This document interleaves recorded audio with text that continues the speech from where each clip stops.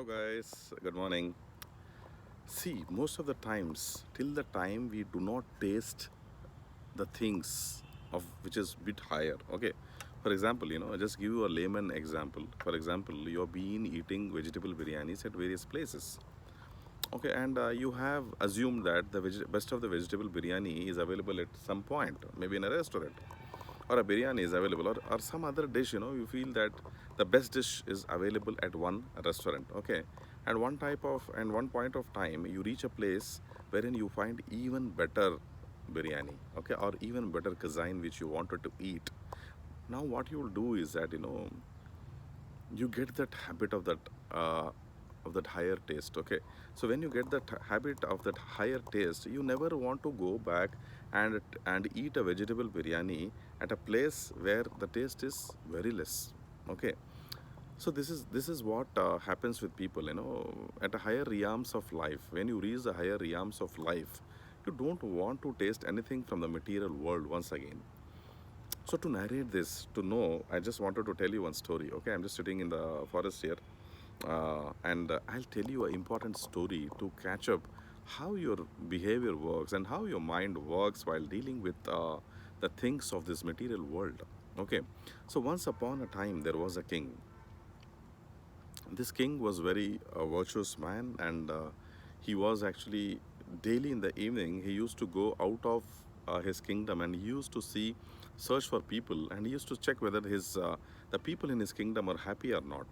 So this verification he used to do. So every evening, he used to change his dress, and he used to change his entire clothing, and he used to come out in a very normal dress, and he used to go out in the entire kingdom, and he used to see whether the people are happy or not. He used to inquire while changing his entire Vesdhara. What do you call is that? External appearance. So this external appearance he used to change, and he used to do a proper makeup as a con man, and he used to go to the entire kingdom and ride his horse, and he used to find out how people are feeling in his kingdom. So one point of time, he was looking. There was an old man. Okay, there was an old man who was sitting on the side of the river. Okay, there was a river which was flowing in his kingdom, and actually he used to. What this old man used to do is that there were certain small pellets of copper which is there in the sands of that river. Okay, what he used to do is he used to just the old man used to filter the sand, and he used to collect the small little amount of silver. Okay, from there, and he used to sell in the market, and he used to make his living. So from the sand, collecting the silver pellets is very difficult. Okay, it is you find very little amount of silver. So that little silver he used to collect and sell it in the market, and he used to make a living. So that he used to get very little amount of money from that, and he used to live. So every time this king went into the palace, he used to see this old man filtering the sand. So every day he used to go, and from morning to evening, this guy was working he was sitting in the side of the river, and he was filtering the sand, and he was making a very little amount of money. Now the king was he became very compassionate, okay, and he thought, I should do some help to this old man because he's struggling day in and day out. Some help has to be passed on to this person. So what he did, kings usually have a costly bracelets. Okay, so he had a bracelet which was made up of gold, and it was studded with all the diamonds. Okay, so what he did, the place where this old man used to do the filtering of this sand, he threw his bracelet over there. Okay, so that he would he would get that bracelet, and he can make a living so that he don't have to work again there from morning to evening. So one day before he came in the night, he just threw his costly bracelet on the sand, and in the sand, and kept it properly so that that old man could get it. So yes, he did that. And next day the old man came, and he was actually filtering the sand. And while filtering the sand, he saw this costly bracelet with diamonds studded in it. Okay, so he was quite happy. Felt very happy. He ran back to his home, and he showed the bracelet to everybody in his house. And what he did is, and he sold it, and he got a very huge price of it, and he was very happy. Okay. So after a few days, again the king thought, now I should go and see how this old man is living.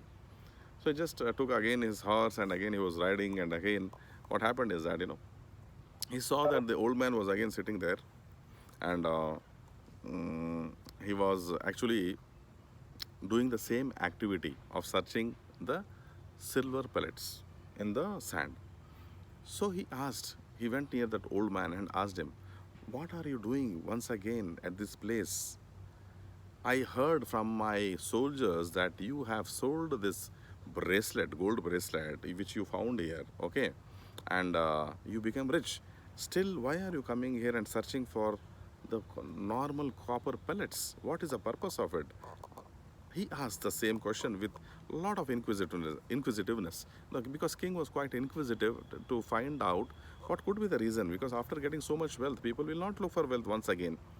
But what happened is that the reply which the old man gave was quite amazing. Okay, he told that this sand, okay, has given me a costly bracelet studded with diamonds.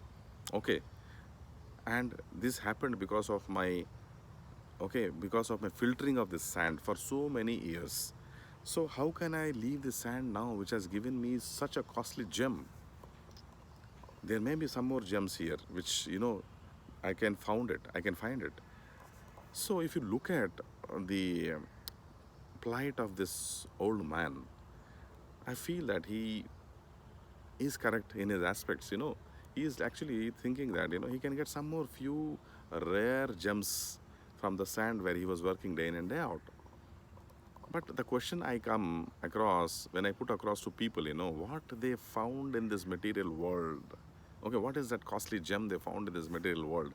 Morning to evening, people are working, they are getting money, they are going besides money, and again, evening, they sleep properly, and morning, again, the struggle starts.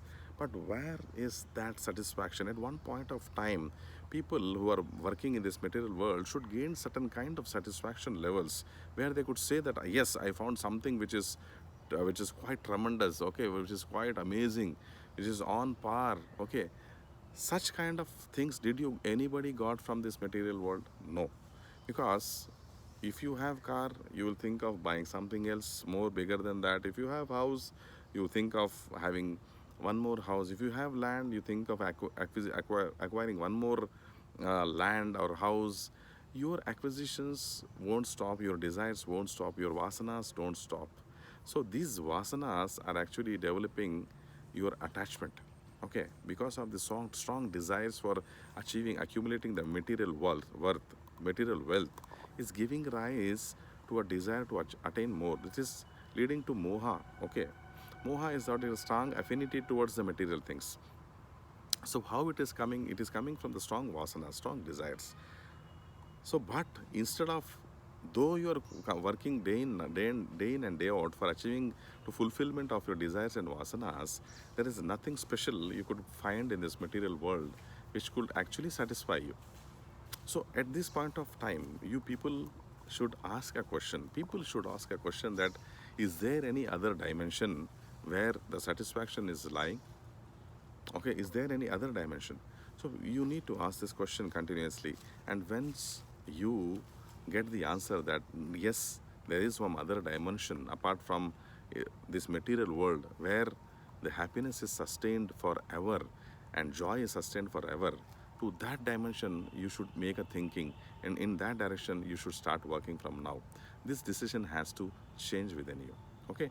So no, nothing, people, nothing has been achieved in this world great in this material world, because everything you achieve is being perished down here. So you need to take a conscious decision and choose another dimension of spirituality where you can make a real wealth. So see you guys. This is Umakant, your life coach, talking about nice subtle topics about life which could enlighten you, which could change the perspective of you about life.